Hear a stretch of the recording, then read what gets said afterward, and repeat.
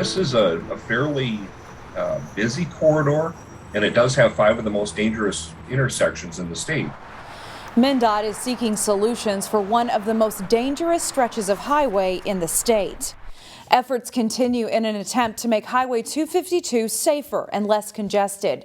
But as Jason Malello reports, it could be a long process.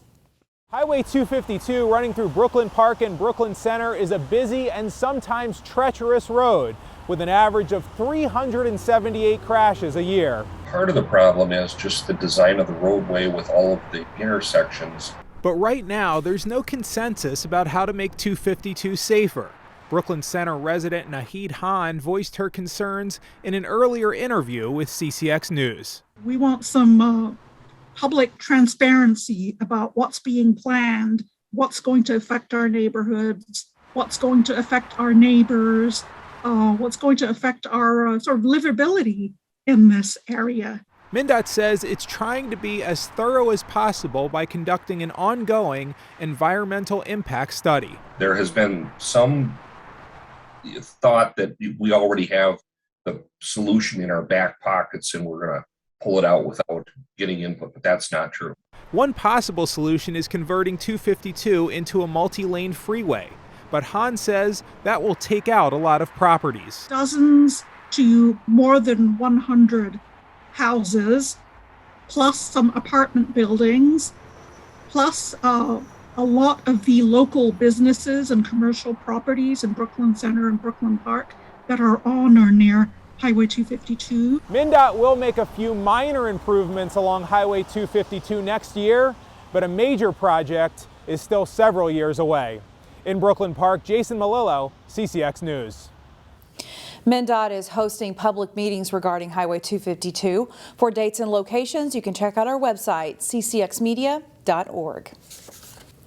A Minneapolis man is headed to prison for his role in a violent string of Twin Cities carjackings that included Maple Grove. Jeremiah Ironrope and Chris Ann Benjamin both admitted to a carjacking in Maple Grove, as well as others in the metro area.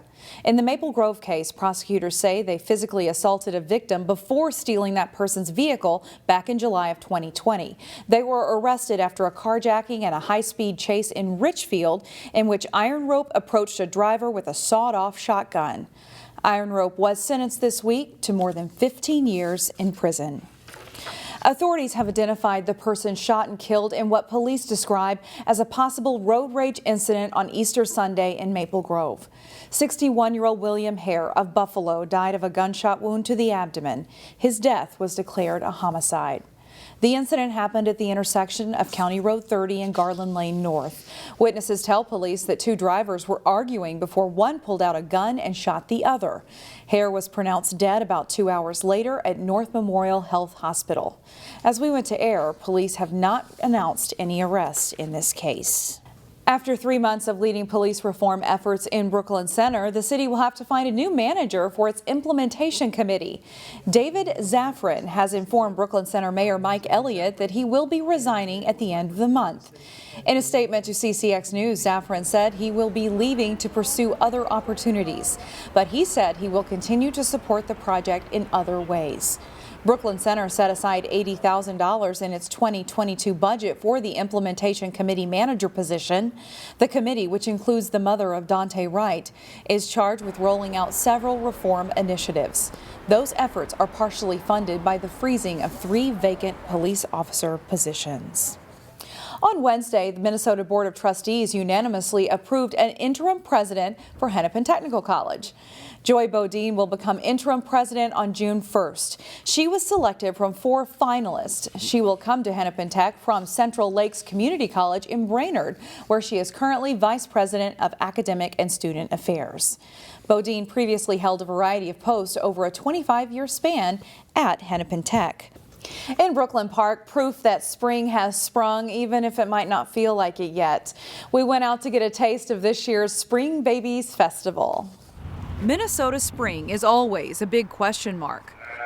But one thing that's never in question is where to find the cuteness in Brooklyn Park. The little puppies are, unbeatable. Burt Bauman is back with puppies, baby goats, pony rides, and more at the Twin Cities Festival Spring Babies event that's going on from now until Mother's Day. In Minnesota, we are cooped up all the winter long, and here we have an event that you can, enjoy. You can come hold or pet a variety of animals, which also includes animals you might not find on a Minnesota farm, like llamas, kangaroos, and camels. However, some familiar faces will be missing this year. We do not have any birds, ducks, or chicks because of the bird flu that is going around, so we do not have any of the birds here. But food trucks will be back alongside the corn pit and a small maze too. After being shut down during COVID-19 in 2020 and opening with restrictions last year, Farmer Bert is ready to welcome people back to the northern edge of Brooklyn Park for a day with the spring babies. That is the reward that we have, is this big smile, the memories I'm making, is grandma with grandkids, and being here and having them have a memory-making event. That is what we like to see. From spring babies to bees in Robbinsdale, where residents in one neighborhood could hear the buzz of honeybees this summer. This week, the Robbinsdale City Council approved a request by a resident who wants to keep a colony of honeybees on his property. The resident, who lives in the 4300 block of Abbott Avenue North, told the council that he recently completed a University of Minnesota course called Beekeeping in Northern Climates. The resident will have to renew his beekeeping permit on an annual basis and adhere to a list of conditions on proper maintenance of the colony.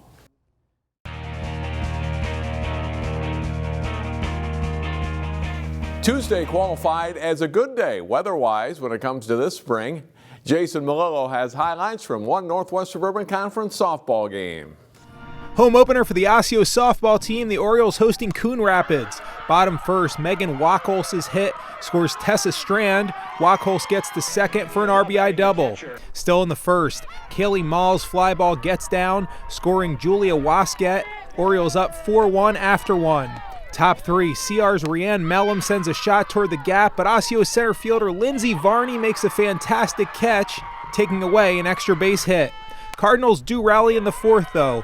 Grace Graham's two-out hit scores Alex Schmidt, cutting the Osseo lead to 4-3. Bottom fourth, Mall powers a fly ball to the fence for a double. She would score on an error, giving Osseo back a 2-run lead. The Orioles manufacture a pair of runs in the fifth to go ahead 7-3, and they're solid in the field all night. Shortstop Tatiana Shack stabs the line drive and doubles the runner off first base. Osseo wins 7-3. Jason Melillo, CCX Sports. Thanks, Jason. One other softball note from Tuesday. Maple Grove scored a big win, edging Centennial 3-2 in a matchup of top 10 teams, and two clubs expected to contend for conference and section titles this spring. It was a great early season test for defending Section 5 girls lacrosse champion Benilde-St. Margaret's.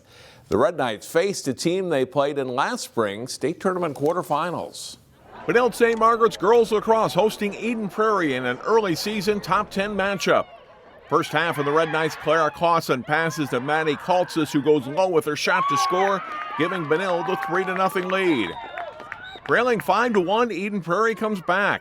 Brinley Hopper feeds Annalise Miller. She scores to bring the Eagles back to within a goal. It's 6-5 Benilde-St. Margaret's at halftime. Second half, and a great spin move by Tilly Wolf, who slips past two defenders to score, and it's 7-5 Red Knights, one of two goals on the night for her. Wolf picks up an assist here, setting up Kaltzis for another marker. The sophomore nets 5 goals on the game. 23 seconds later, Wolf passes to Maggie Grassick alone in front. She scores, and the Red Knights lead it 11-6. Benilde would go ahead 12-8, and the Eagles nearly tie it. They score the final 3 goals of the game and have one waved off late, but it's Benilde-St. Margaret's holding on for a 12-11 win. This is the first full week of games in high school lacrosse. Champlin Park boys were looking for a win earlier this week. Champlin Park boys lacrosse playing their first home game of the season on their new turf field, hosting Tutino Grace. Hudson Karasek races through the Eagles' defense en route to the net, and he scores, putting Champlin Park up 1-0. Rebels up 3-0, and on the power play, it's Karasek passing to Roy Johnson, who unleashes a laser shot and scores. It's 4-0 Champlin Park after one quarter. Second quarter, and Grace mounts a comeback. Coleman Halstead maneuvers by a defender and rifles a shot into the net to make it 4-3. Still in the second, Liam Gillard uses his speed to create space and rips a shot past the Rebels goalie and in. Eagles down just one again at 6-5. But Champlin Park closes the half with 3 straight goals, including 2 by Carjackings. The Rebels are up 9-5 at halftime. Third quarter, and Aiden Miller passes to Jacob Bergman. He shoots and scores. It's the first ever varsity goal for Bergman, and Champlin Park leads at 12-6. The Rebels with just too much firepower this night. Carjackings picks up an assist, setting up Christian Capitan for the shot and goal. Champlin Park evens its season's record at 1-1 with a 16-7 win over Totino Grace. And one other sports note, former Hopkins head girls basketball coach Brian Cosgriff has been named the new head coach at Minnetonka High School. We'll hear from Coach Cos later this week on CCX. That's it for sports. I'm John Jacobson. Find more prep sports games and highlights at ccxmedia.org and follow us on social media.